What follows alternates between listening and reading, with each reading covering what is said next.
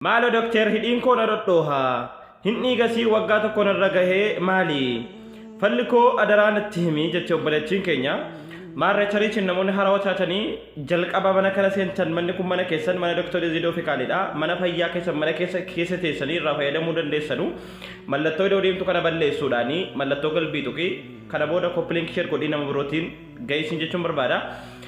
Hidhiin sababoota garaa garaatiif nama dhoowuu danda'a. Sababa vaayirasii hidhii akkasuma dhibee garaa garaatiin akkasumallee yeroo hedduu afaaniin hidhii ofii arraabaa oolu akkasuma namoota dhibee hidhii qabaniin wal dhungachuu takkiin ammoo kiisingii gochuu kana karaan dhufuu danda'a. Ammoo dhibeen kun hanqina viitaamin A fi B fi C kan nutti dhufu ta'a. Viitaaminoota kana haala soorachuudha qabna. Ammoo eega wanni kun nu qunnamee booddee akkamitti irraa bilisa ta'uu dandeenya kan jedhu dubbiin ijoon. Amma siimuuf deema. Maarree viidiyoo kana koppiliinki sheer gooteetta yoon goone taate godhi. Atiin kun obboleettii koo kan rakkachaa jirtu damma fallaana tokko fudhatta.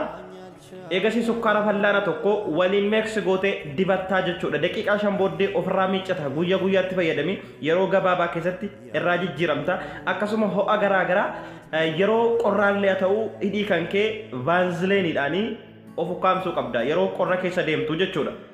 Ammoo sukkaara ammaaf damma ammaa waggaa dibattee kaatee bishaan xiqqoo ho'een irraa miicuudha qabda yoon dubbii gabaabsee kanuma furmaanne isaa garuu ibsa bal'aa gaafata ture namoonni hedduu viidiyoon dheeressinnaan jechaa waan jirtaniif mata dureedhuma faayidaa isaa qofa isiniif qabadhe dhufe.